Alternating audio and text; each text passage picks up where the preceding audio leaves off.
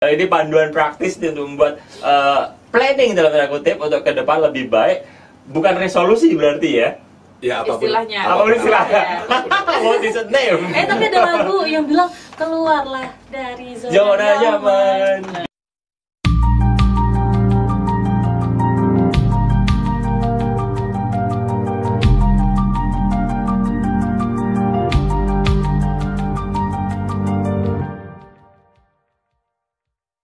Gimana kalau aku tanya soal banyak kan orang kalau tiap tahun tuh mintanya pengennya resolusinya tuh lebih baik dan lebih baik lagi. Ya iyalah. Iya kan. Tetapi kadang ada yang aku punya plan seperti ini, tapi hasilnya nggak sesuai sama ekspektasi. Yang salah apa ini? Itu. Apakah kita kurang terlalu berusaha lagi buat mencapai plan itu? Atau resolusinya ketinggian? Maka kalau tidak biar nggak terlalu tinggi nih mimpinya. Tidak ingin kecewa, jangan bikin planning. Ya. Tapi kalau nggak ada planning, nggak tahu mau kemana. Katanya hidup tuh harus punya plan. Sebetulnya saya orang yang mungkin tidak terlalu ketat dalam soal planning. Tetapi saya ketat kepada soal-soal yang bersifat kesetiaan prosedural. Ya. Terhadap diri sendiri. Oh ya, terhadap kita ini sebenarnya setiap hari itu memiliki bimbingan prosedural gitu. Ya, coba konteks yang membimbing usaha prosedur itu pun sebenarnya kalau kamu tepati saja itu asik sekali. Kamu kuliah, kamu sebagai anak ibu, anak ayah, sebagai teman dari temanmu, sebagai saudara dari saudaramu, itu semua punya hak dan kewajiban. Sebagai penyiar kepada pendengar, sebagai reporter kepada pembaca dan konsumen beritamu, itu semua adalah sebuah prosedur-prosedur yang sudah fix. Ya. Nah, kita menepati yang fix saja itu kadang-kadang belepotan loh. Iya kan? Coba seluruhnya ini ditepati saja, nanti kamu memplanning sendiri. Oh gitu. Iya kan? Tiba-tiba prosedur. Iya, kita sudah dibimbing oleh itu. Saya penulis, ya ikuti saja. Oke. Padahal selain saya penulis, saya pembicara publik. Ikuti sebuah bimbingan kecil. Nah, repotnya planning itu kadang-kadang kalau tidak hati-hati kita justru keluar dari jalur itu sebetulnya. Malahan ya. Keluar jalur karena asik toh. Asik. Tampaknya hal yang rutin itu sudah tidak asik bagimu loh. Kamu makin excellent sebagai reporter itu nggak asik lagi karena kamu sudah ada di dalamnya. Ya. Lah, planning itu sesuatu yang tidak di dalammu tapi di luar sanamu. Lalu kamu asik pada soal-soal yang di luar karena bersifat harapan, imajinasi, target-target kan begitu. Padahal kalau itu kamu konsisten ke sana, kamu keluar dari orbitmu sendiri sebetulnya kalau tidak hati-hati. Yang di sana belum disediakan prosedurnya sebetulnya. Iya kan? Padahal katakanlah prosedur menjadi lebih kaya. Ya sudah, ini jalan kekayaanmu yang sudah berportofolio sekian lama loh itu. Dari kuliah sampai belajar sampai bekerja itu. Membayangkan sesuatu yang di luar sana itu kita membuat prosedur baru loh. Iya kan? Itu jebakan planning itu begitu itu. Wow. Wah, aku nggak umum orang yang mikir. Ya tentu penting juga planning itu, tapi hati-hati kan, planning itu bukan sesuatu yang boleh jauh dari realitas kita. Iya, betul. Itu saja. Emang planning kamu apa sih? Kenapa nggak tercapai? Ya enggak, takutnya kan nggak kecapai. Setiap orang kan punya plan, tapi kita nggak tahu tuh nanti kedepannya gimana. Tahun ini apa planningnya tercapai? Misalnya tahun ini kamu mau kawin sama seseorang siapa, nggak tercapai gitu ya? Mungkin belum rezeki aja, belum jodoh. Sabar. Bukan masalah itu. Bukan.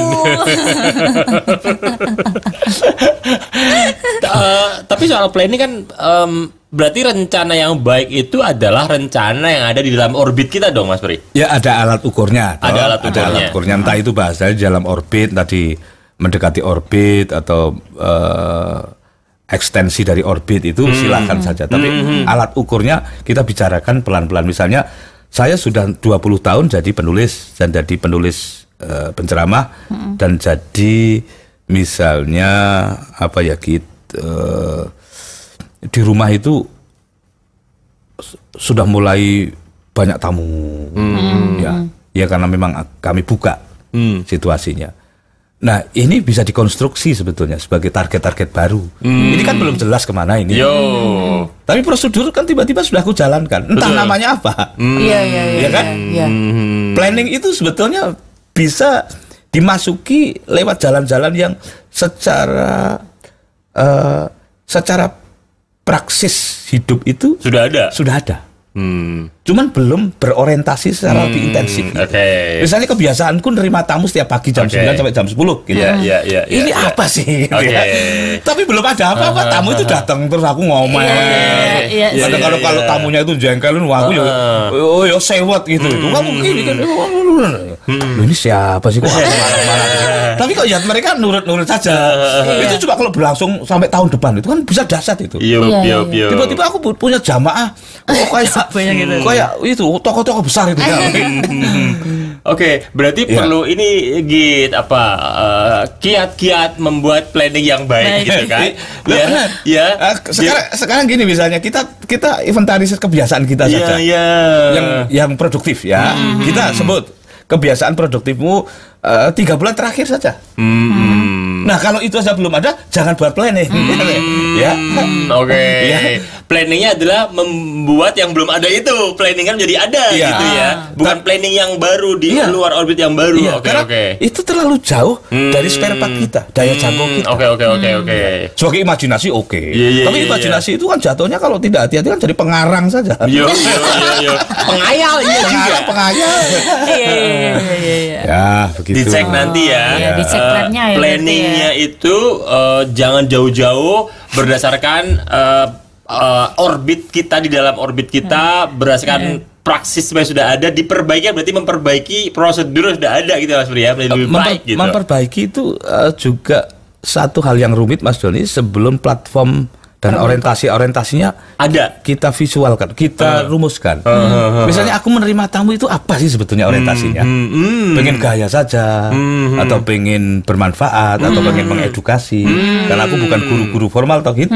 Aku sekolahku kan tidak rampung gitulah sebagai guru formal. Tapi pedagogiku itu sebenarnya jalan terus di dalam kejiwaan ini. Nah, mungkin dari kebiasaan ini mungkin aku akan memplanningkan buka pelang itu, menerima tamu dengan persyaratan ini.